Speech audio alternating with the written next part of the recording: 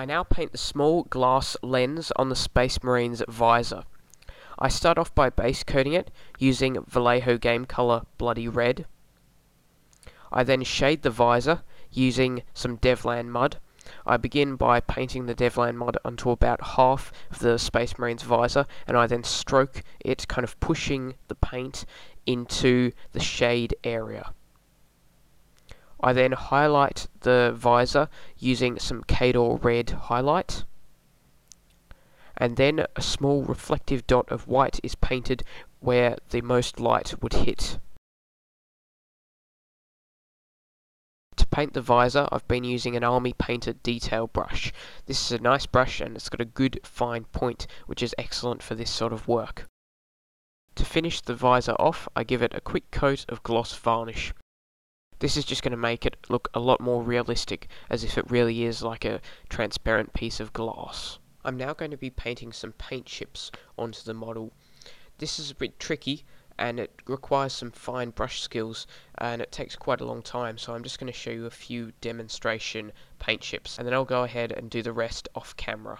To begin with, I use Battlefield Brown to paint some irregular chip-like shapes onto the power armor.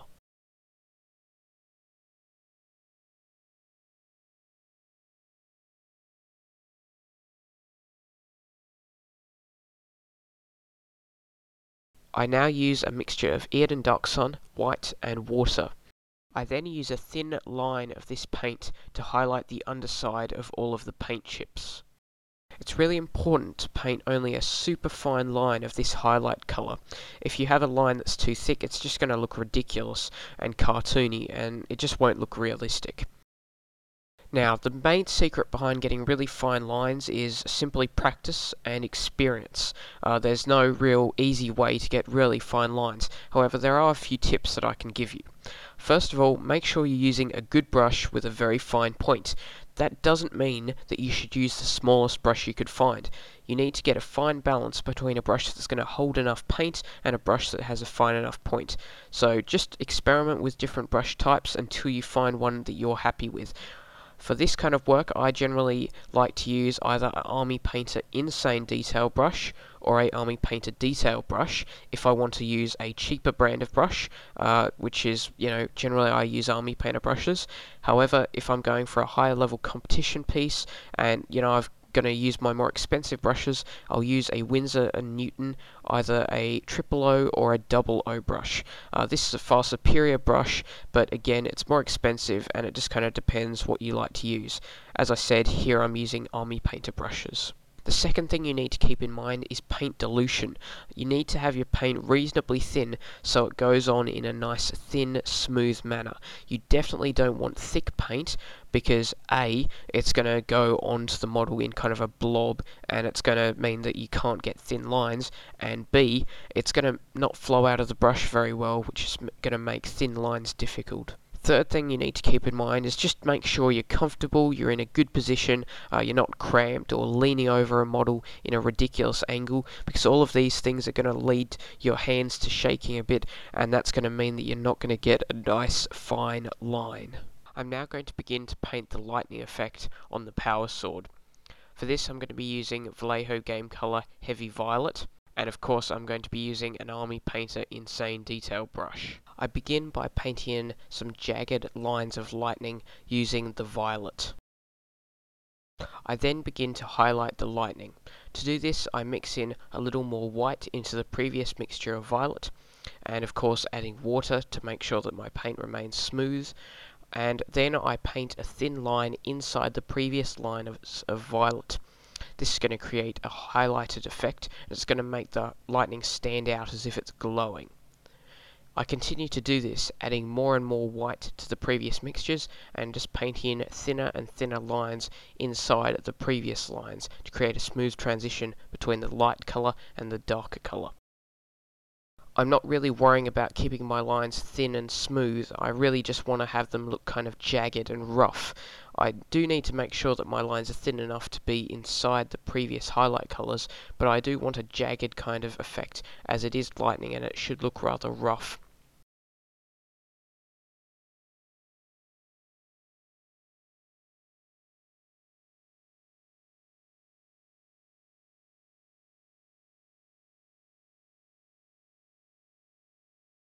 I now use black to touch up the lightning and fix any mistakes that I've made.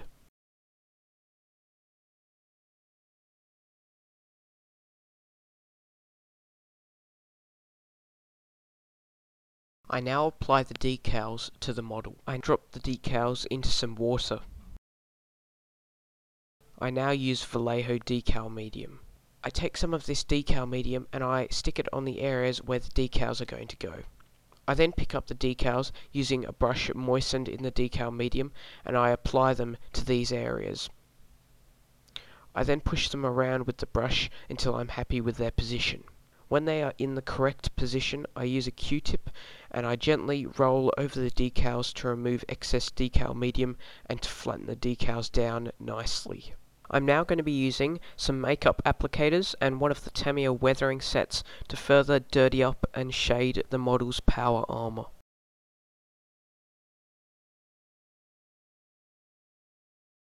To begin with, I'm using this dirty brown colour and I'm just smearing this into the recesses and areas where more dirt and dust would kind of build up.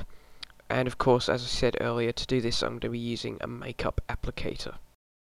After I've finished with the brown colour, I'm going to move on to using black, and I'm going to use this a lot more subtly just into the darkest areas, and I'm also going to use this to create some rusty sort of streaks which will be coming from the paint chips that I've already painted.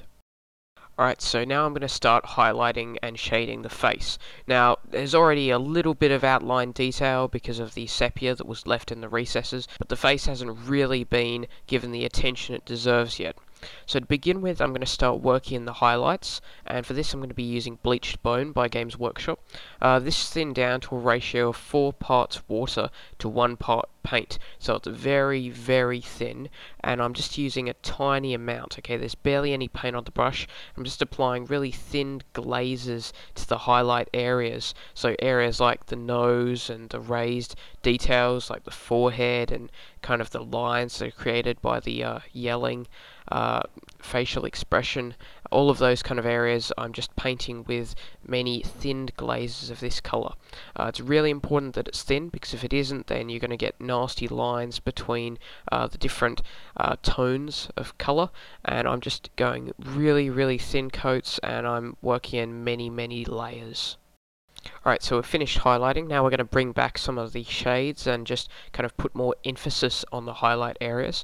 For this we're going to be using a mixture of Talon Flesh, 1 part Talon Flesh, 1 part of like a violet colour, and 1 part of kind of a greenish sort of tone, which is going to create a nice, little bit of a strange kind of dark, bluish, almost a warm blue kind of colour, with kind of a tinge of green, like an aqua sort of tone. It's a bit of a weird colour. To be honest with you, it doesn't really matter what colour you shade your face with, just as long as it's a bit darker than your original base coat, and using different colours can really bring life and interest to the piece. Now again, same deal as with the highlights. I'm thinning the paint down, 4 parts water to 1 part paint, so it's super thin, and I'm going to be applying some really thinned glazes of this paint, particularly to one side of the face where I think it would be in shadow, but also kind of around some of the facial details, to kind of outline the details a bit more and to put more emphasis on the highlights to give the face more expression. And this is really important just because it makes the face kind of come to life a bit more. I'm now going to do the final assembly of the model. I begin by applying glue to the arms. For this I use plastic glue made by Revel, and then I simply adhere them to the main body. I then glue the mini to the base. As you can see, I'm just using the same plastic glue, and of course I've had to trim down the pin that was in the model's foot so it will still fit on the base. After I've applied the glue to the mini's feet, I simply stick it down to the base, and then of course I just leave it to dry. I leave it to dry for about 3 or so hours just so I'm absolutely certain that no glue's wet, and then it'll be ready to go on to the next stage. For the model's base, I'm going to create a nice pillar-like column. To do this, I'm going to be using a standard pencil. I begin by cutting the end off the pencil and cutting it at a slight angle so it looks like it's been broken off.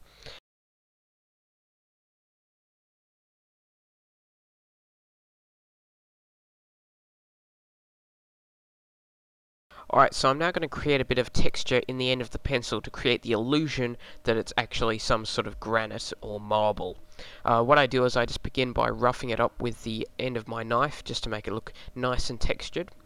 And then what I do is I take some super glue, I dab it onto the end of the pencil, and then dip it in some sand. I then go over it with my finger to scrub off any of the excess sand, and that's the basic technique. It's just going to create kind of a nice broken sort of texture, which is going to look far more realistic than just the cut-off pencil alone. Alright, so now I'm going to be creating some nice subtle texture on the sides of the pillar. Now to do this I'm going to be using a bit of an interesting method. What I'm doing is I'm grabbing some just standard hardware store enamel spray paint, and I'm going outside and I'm giving this pillar or this pencil a real liberal coating of this stuff. I'm really going on super thick. It should be kind of dripping quite literally. And then what I'm going to do is I'm going to bring it back inside as quick as I can, and I'm going to begin dabbing at it with like a rag of some sort, and this is just going to kind of rough up the surface and create an interesting granite sort of marble-like texture. Now using my craft knife I'm going to remove the section of the pencil which I'm going to need to create my pillar.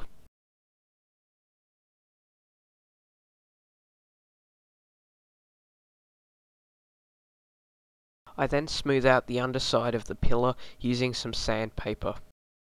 I cut a small square of styrene which is going to be the base of the pillar. I then glue the base of the pillar to the main portion of the pillar using super glue. I'll then cut off a separate piece of pencil. This is just going to be used as a piece of rubble, as if it was part of the broken up column. And of course I'm going to proceed to texture this in the same manner that I used for the original column that I created. I now make a two-part mould of the pillar using instant mould. I will put a link in the video description to where you can purchase some of this material. It's quite interesting stuff and it works really well. I'm not really going to showcase how I did this in this video tutorial. I'll show it in another video, so please subscribe to my channel, check out some of my other videos, and keep watching because it will be out at some point in the future. Now I'm not actually going to be making a mould of the pillar for this actual model, but this is going to be handy in the future if I want another pillar. And in particular, you know, if I do more of these Imperial Fists models, I'll probably base them in the same way, and having a similar sort of base is a great way to have more of a consistent theme to your army. So I'll definitely be needing more pillars, and it's much easier to make a cast of an existing pillar and then make moulds of it than have to make individual pillars every single time. Because the model is going to be kind of reaching over the pillar, the top of the pillar would be obscured by the model's arm, and because of this it would be very difficult to paint, so I'm going to paint the top of the pillar before I paint the rest of the base. I start by base coating it using Bastion Grey by Privateer Press. I now begin to highlight the top of the pillar.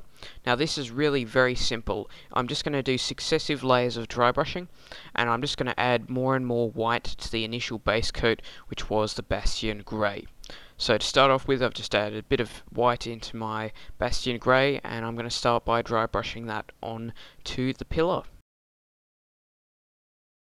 I now proceed to do 3 different dry brushed layers, and as I said earlier, I'm just going to add more and more white into the previous mixture and dry brush in lighter and lighter tones until I get the desired result. I now use plastic cement to glue the pillar down to the model's base.